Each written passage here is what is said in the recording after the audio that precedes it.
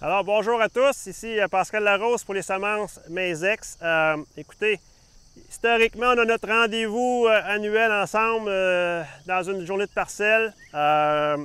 Cette année, étant donné le contexte qu'on vit actuellement, il a fallu se réinventer un peu. On fait ça de façon virtuelle pour essayer de vous amener le maximum d'informations. On va essayer de vous amener un peu le contexte de la saison, puis ce à quoi vous pouvez vous attendre comme type de rendement. Donc, si on commence avec le soya aujourd'hui, le soya, la saison a quand même été très favorable pour la culture du soya. En début de saison, le soya a sensiblement moins souffert des carences d'humidité, donc la sécheresse a moins affecté les plants. On peut voir, si j'ai un plant de Catonda avec moi, on peut voir que tous les nœuds ont très bien réagi et la plante a été en mesure de conserver un maximum de fleurs qui s'est transposé en beaucoup de gousses par nœud. Autre point important, le mois d'août, saison des pluies, beaucoup de pluviométrie au niveau du mois d'août qui a favorisé le remplissage des gousses. Donc, on va avoir des grains de bonne dimension qui vont venir comme optimiser notre rendement. Donc, le nombre de gousses est présent sur le plan. La saison de croissance était favorable pour le nombre de nœuds. Donc, ce qui nous restait à voir, c'est avoir un poids de grains pesant. Et la pluviométrie du mois d'août nous a apporté cet aspect-là. Donc, on risque d'avoir un beau potentiel. Et certains soyas ont même réussi à les faire, malgré le fait qu'ils avaient très bien pollinisé au niveau des gousses sur la tige. Certains ont été en mesure d'aller faire une grappe de tête. Donc, facilement, un 15 à 20 % d'augmentation de rendement qui va venir de cette partie ici dans la tête supérieure qui s'est bien remplie, qui va venir vous rendre l'automne beaucoup plus agréable. Alors, bonjour Martin, content d'être chez toi aujourd'hui dans notre parcelle de soya. Merci de nous recevoir. Qualité des produits est vraiment exceptionnelle ici aujourd'hui. On est vis-à-vis nos deux cultivars de soya IP ou pour la consommation humaine, donc des soya avec une prime de commercialisation. Donc, deux soya ici. On a le Hajiko à 0,8 de maturité au 2007-25. C'est un soya vraiment destiné à haut rendement avec une prime de commercialisation. Et on a sa contrepartie ici qui est le soya Shiba 0,5 2650 de maturité, donc environ 3 jours d'écart entre les deux. Shiba, c'est un soya destiné pour le marché de haute protéine. Même si on voit ici à l'intérieur, Martin, que même si notre Hajiko est plus tardif, il semble à jaunir un peu avant le Shiba. C'est juste normal, éventuellement, c'est juste une question de génétique. Il y a des soyas qui vont commencer à maturer plus rapidement. Mais ultimement, ce qui dicte la maturité, c'est lorsque le soya a complètement perdu ses feuilles et est complètement sec. Normalement, les deux devraient arriver à environ 3 jours d'écart, un par rapport à l'autre. Donc, c'est sensiblement la même fenêtre de récolte pour les deux. Et puis Pascal, pourquoi qu'on devrait faire du soya IP? Excellente question. Surtout cette année. Surtout cette année. Avec les conditions de désherbage vraiment compliquées. Bien, le premier facteur, et non le moindre, c'est vraiment la prime destinée au soya IP. Vraiment, lorsqu'on est capable d'aller chercher au-dessus de 100$ la tonne, imaginez avec une multitude d'hectares sur votre entreprise, facilement on est en mesure de justifier nos primes à ce niveau-là. Autre point super intéressant aussi, c'est au niveau du mode de désherbage. Donc, on est en mesure de travailler avec des herbicides qui sont résiduels. On change les familles. Ça nous sort du Roundup conventionnel qui à un moment donné, vient sélectionner un peu au niveau des types de mauvaises herbes. Donc, la capacité d'introduire d'autres familles d'herbicides dans notre rotation de soya, c'est super intéressant. Donc, belle prime de commercialisation, Martin, jumelée avec une rotation au niveau des herbicides, c'est vraiment gagnant pour éviter les résistances à la ferme dans le futur. Donc, vraiment deux soya très performants à introduire sur votre entreprise cet automne.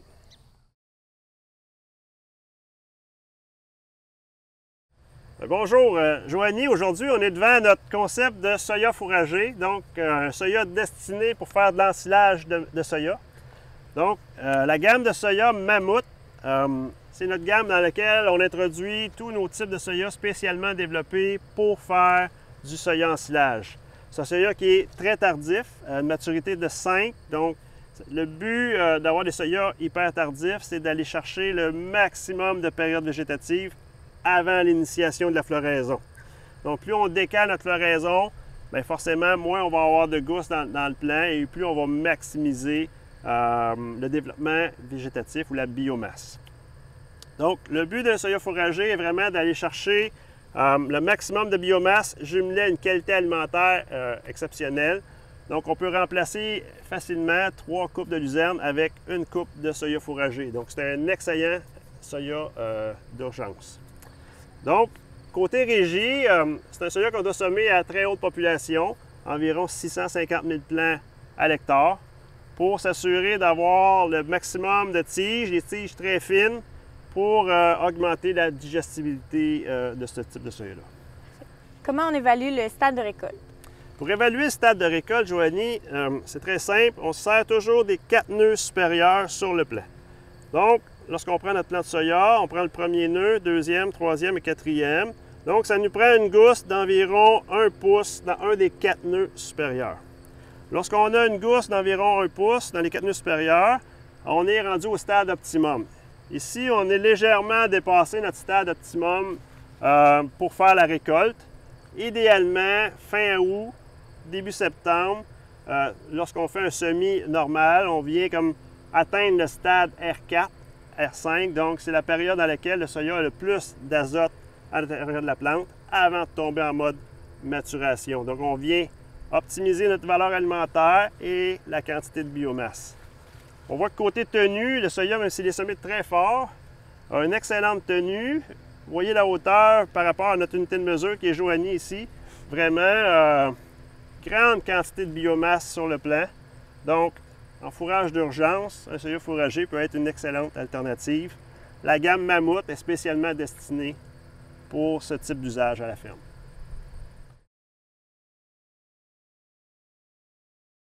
Alors, Joanie, bonjour. Aujourd'hui, on est devant 2 soyas qui sont 2 belles références au niveau de notre gamme Élite. Aujourd'hui, destiné pour votre zone dans le territoire de Parisville, le soya Podaga, c'est un double 0.8 et le soya Hydra R2, qui est un soya 0.1. Donc, environ 3 jours d'écart de maturité entre les deux. 2 soyas qui se complètent vraiment bien. Soya hyper tolérant au sclérotinia, donc on a une très belle tolérance, une belle vigueur de printemps. On peut voir ici sur le site énormément de gousses sur les plants. La maturité sensiblement la même, comme je disais tantôt, environ 3 jours d'écart entre les deux. Ça promet énormément pour cet automne. Pourquoi cette année, il y a plus de plants qui sont penchés? Effectivement, c'est une belle question, une belle remarque, Joanie. Cette année, lorsque vous allez le voir vos champs, énormément de rendement d'accumuler au niveau des plants de soya cette année. Donc, il y a une charge de gousses qui est très grande sur les plants. Les plants étaient aussi quand même luxuriants. Donc, ça a créé un peu une pression. Nos soyas sont un peu en 45 degrés, mais ça nuit aucunement pour la récolte. Puis, vos producteurs vont être vraiment satisfaits lorsque la batteuse rentrera dans le champ parce que le rendement est au rendez-vous cette année. La tenue est quand même super belle, malgré le fait que le soya est en 45. Nuira aucunement à la récolte. Donc, 2 soyas destinés pour les producteurs de votre région cette année encore. Podaga R2 et Hydra R2, 2 soyas Roundup Ready. Parfait pour faire une multitude d'hectares dans votre région.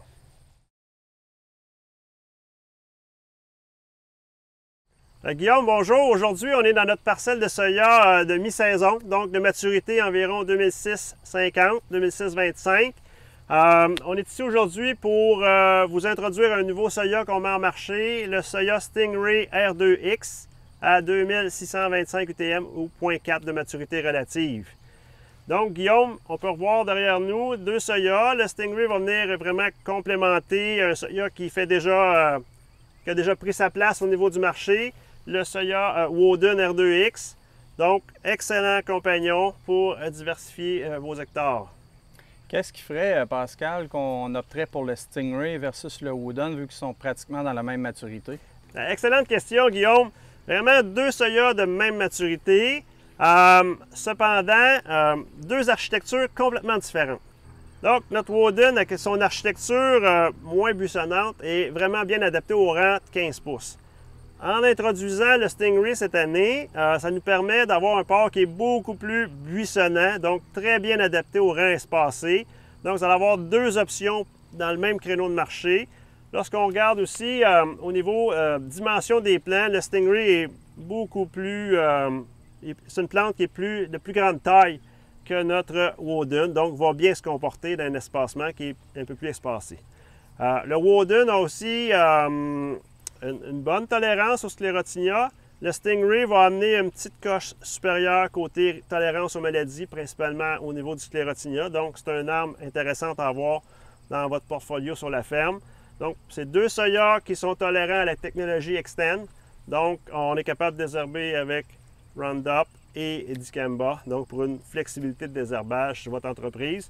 Deux soya à introduire cet automne sur votre entreprise. Parlez à vos experts conseils.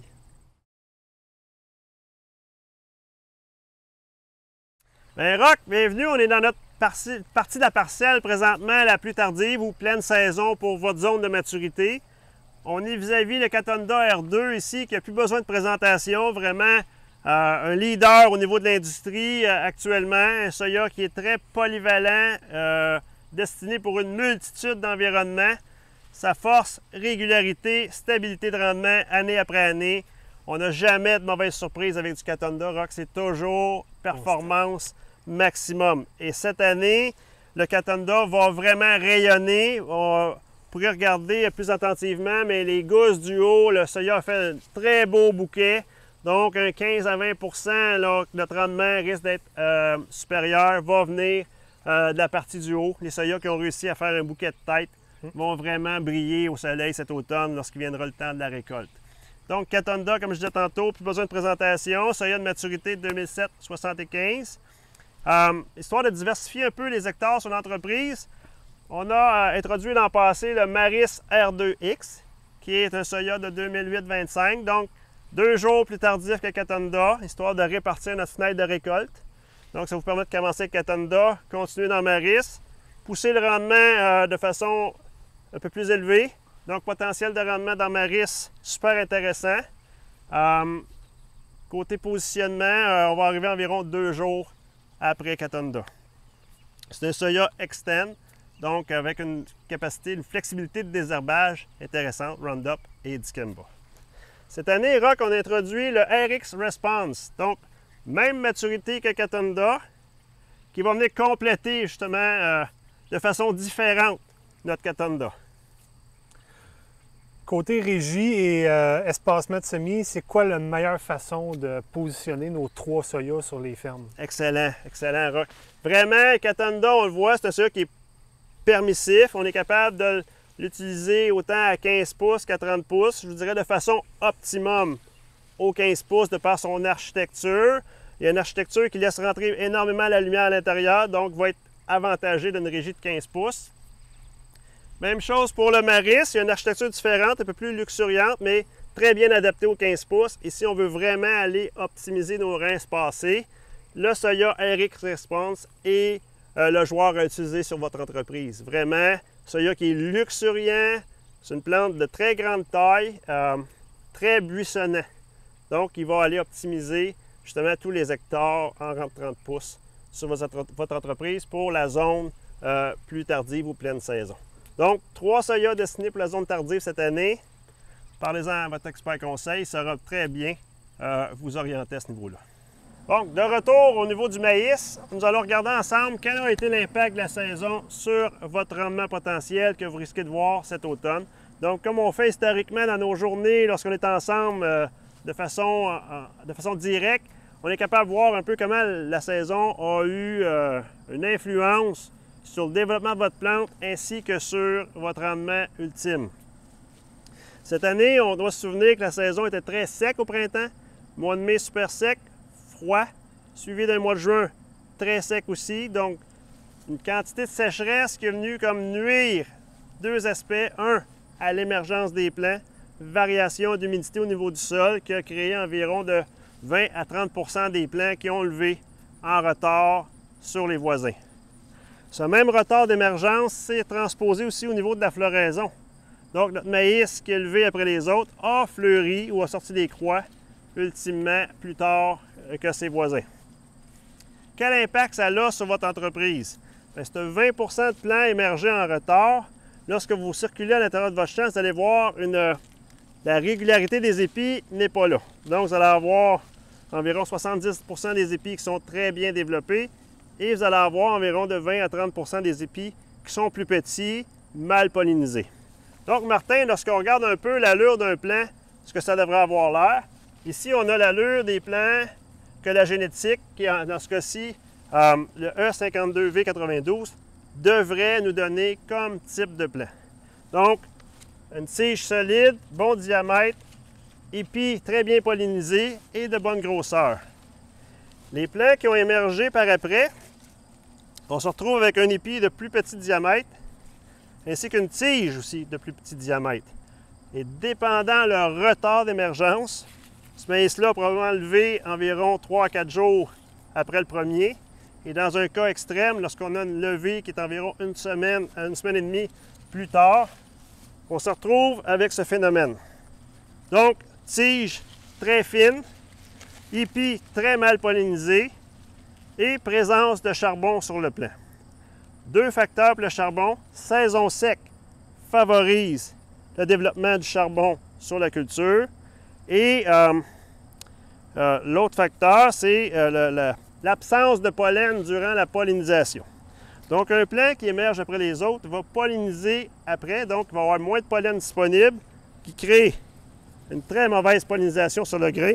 Les soies qui n'ont pas pollinisé ont resté ouvertes. Le spore de champignon a rentré par la soie et est venu infecter la plante. Le champignon peut rentrer soit par la soie ou par une blessure sur la plante. Lors de grands vents, épisode de grêle, on vient abîmer les feuilles. Il y a une ouverture, il y a une blessure. Le spore de champignon tombe sur la plante, va venir coloniser la plante et l'infecter. Donc, Martin, une multitude de variations cette année dans nos champs. Donc, comparativement au soya, le soya risque d'avoir toutes les conditions gagnantes du début à la fin.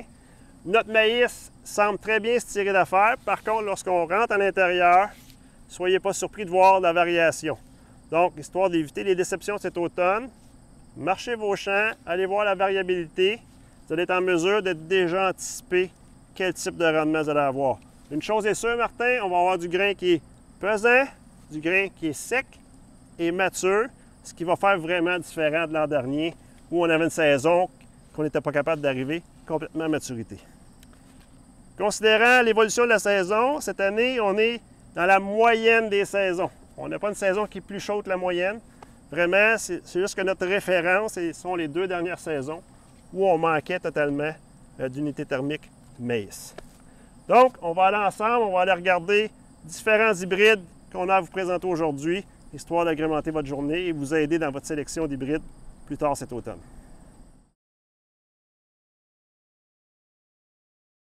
Ça fait 2 automnes qu'on connaît qui sont assez difficiles. On finit de récolter dans la neige.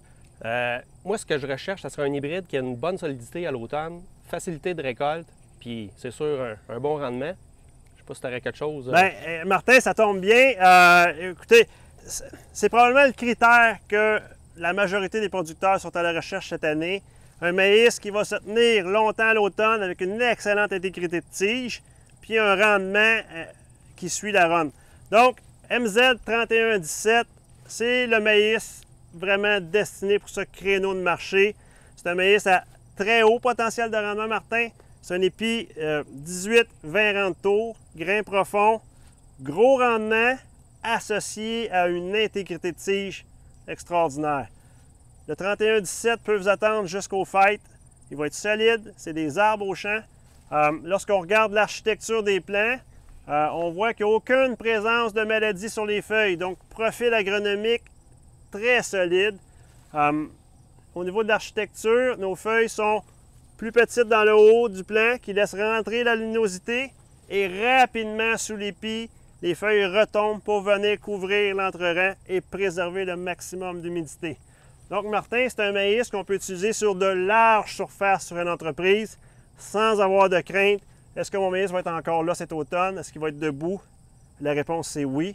MZ3117, profil agronomique solide, rendement super élevé, puis satisfaction pratiquement garanti, Martin. C'est un rendez-vous cet automne.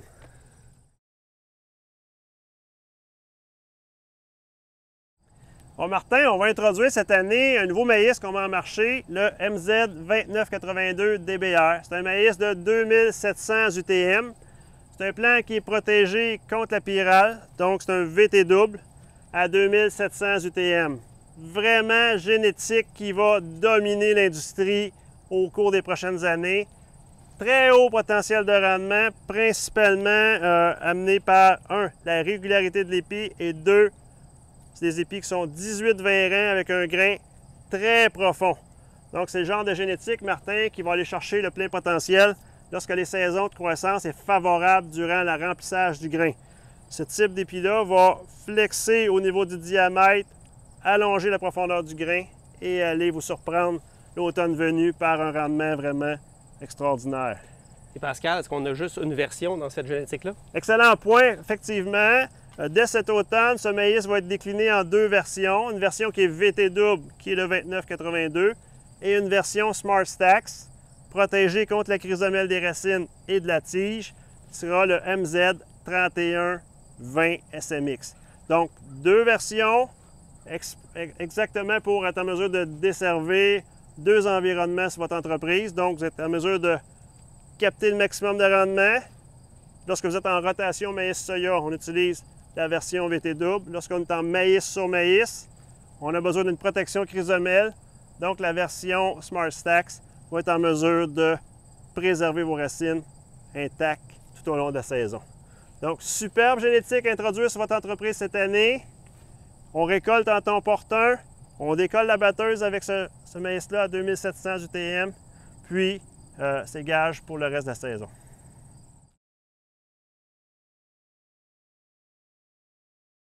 Alors, bonjour Joanie. Aujourd'hui, on va introduire un nouveau maïs qu'on met en marché cette année, le MZ 2699 à 2600 UTM. Vraiment une génétique de pointe, très haut potentiel de rendement.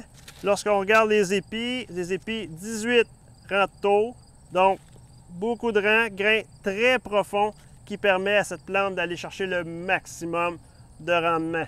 C'est un plant quand même d'une bonne dimension.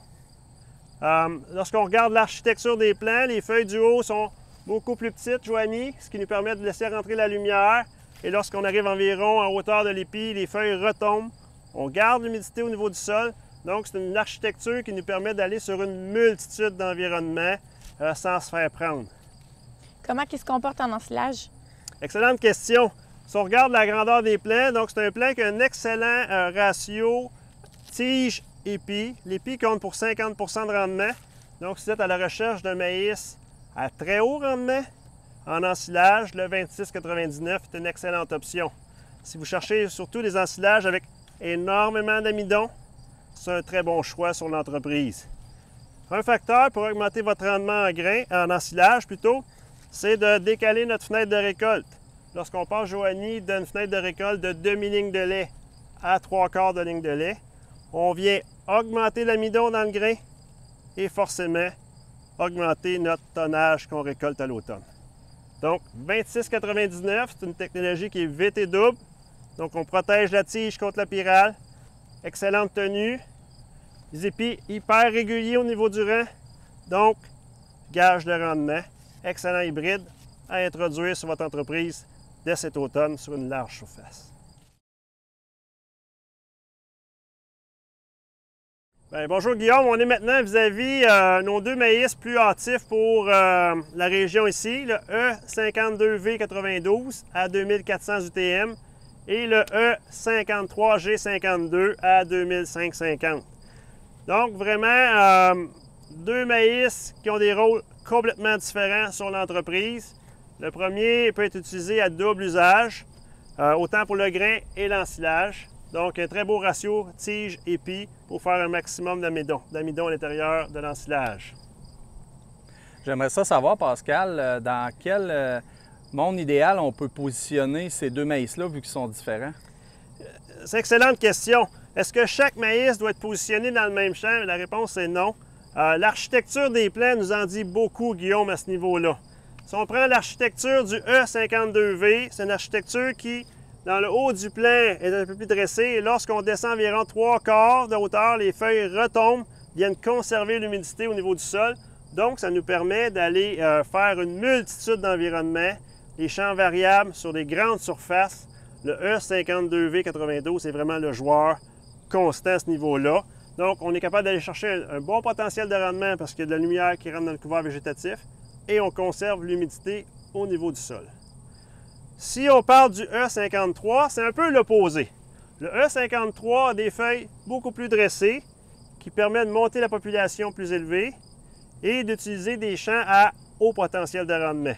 Le fait que les feuilles sont dressées permet à la lumière de rentrer complètement dans le couvert végétatif. Donc, l'ensemble du plant fait de la photosynthèse, donc pousse le rendement beaucoup plus élevé. Par contre, les environnements sableux, plus légers, où on manque d'eau, faire attention à ce type d'architecture-là, vous risquez d'hypothéquer votre rendement. Donc, c'est vraiment 2 maïs, 2 utilisations différentes, 52V, une multitude d'environnements. Les environnements variables vont toujours conserver son rendement. Le E53G, environnement favorable, fertile, qui conserve l'eau, souvent les sols un peu plus lourds. C'est le genre d'environnement que le E53V va être très à l'aise et vous allez tirer le maximum.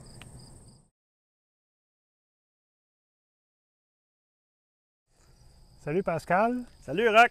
J'ai beaucoup de clients qui connaissent déjà très bien le 63G62 et Oui. le 65G82. Oui. Mais ils cherchent beaucoup une alternative en compagnonnage avec ces deux hybrides-là pour faire de la monoculture maïs sur maïs.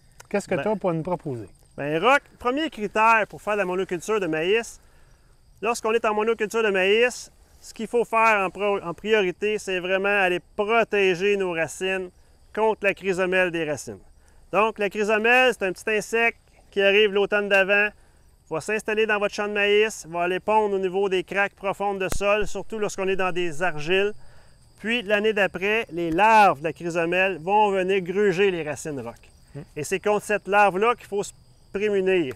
Donc, en utilisant une technologie comme la technologie Smart Stacks, on est en mesure d'aller contrôler nos chrysomèles au niveau des racines et aussi protéger notre tige contre la pyrale. Dans ce créneau de marché-là, Rock, on a le MZ3397 SMX pour Smart Stacks. Donc, c'est un maïs de 2775 UTM, protégé contre la chrysomèle. C'est un plant qui est quand même avec une excellente tenue d'automne, belle qualité de feuilles, intègre au niveau de son architecture. Donc, c'est un maïs qui va assurer une excellente régularité, puis un compagnonnage aux deux maïs que tu me mentionnais, qui est 63G, qui est reconnu pour son poids spécifique. C'est un maïs qui est très complet, rendement, poids spécifique, intégrité de tige à l'automne, ainsi que le E65G82, qui est reconnu pour son rendement impressionnant, puis sa récolte hâtive. Donc, 3 maïs à introduire sur votre entreprise. Un pour faire vos algues de monoculture, un pour faire la majorité de la surface, et le 65G82 qui va nous permettre de pousser le rendement à une limite vraiment impressionnante, puis décoller la batteuse l'automne venu. Donc, 3 génétiques à utiliser sur l'entreprise Rock afin de répondre aux besoins de ta clientèle. Un trio tout étoile.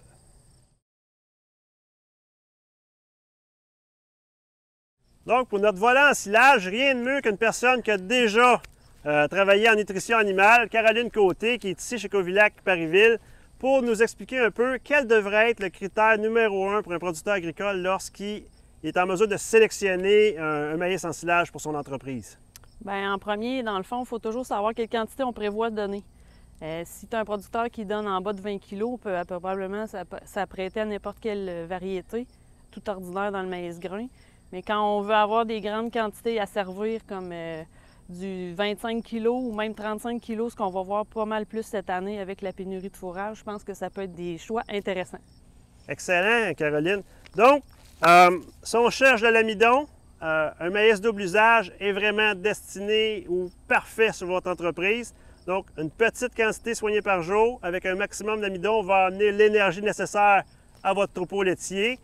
Par contre, lorsque vous soignez de très grandes quantités d'ensilage, comme Caroline nous mentionnait, bien, des hybrides de type ensilage spécialement développés pour faire une ration à haute teneur en ensilage On en a deux exemples ici derrière nous. On a le premier qui est pour la zone un peu plus tardive et le deuxième qui est pour la zone plus hâtive du territoire. Donc, on a le LFG 9701, donc un maïs 2900 en UTM, spécialement développé pour faire de l'ensilage de maïs. Le G du nom, donc c'est un maïs qui est feuillu, féculent. Donc, 25% des grains Caroline sont féculents, donc avec une meilleure digestibilité de l'amidon. C'est un plant qui, lorsqu'on regarde l'architecture, vous voyez que les feuilles sont, le plant est très luxuriant, les feuilles sont retombantes, ce qui amène ce maïs-là à couvrir l'entre-rang de façon très rapide. Donc, ce qui nous amène à utiliser des populations ou des taux de semis très faibles pour permettre à ce plant de s'épanouir adéquatement au niveau du champ. Les maïs feuillus ici ont beaucoup de feuilles en haut de l'épi qui permet d'aller optimiser le volume d'ensilage. Donc, Caroline, le gène féculent nous permet d'avoir une digestibilité de l'amidon à la récolte qui est rapidement disponible. C'est un grand avantage du maïs féculent. Donc, pour les producteurs qui ont besoin de fourrage cette année, c'est une très belle alternative. Ils vont être en mesure de soigner rapidement dès la récolte cet ensilage-là et avoir une qualité alimentaire comme ils le désirent sur leur entreprise. Donc, vraiment une valeur intéressante lorsqu'on est en mode de pénurie de foin comme on a depuis quelques années.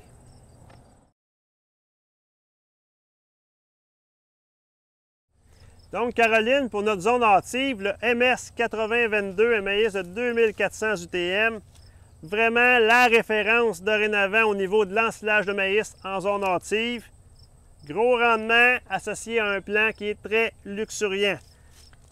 Lorsqu'on regarde l'architecture des plants, c'est un plant qui est très dressé, donc les feuilles sont très dressées le long de la tige, qui nous permet d'aller augmenter la population et d'augmenter notre tonnage en ensilage.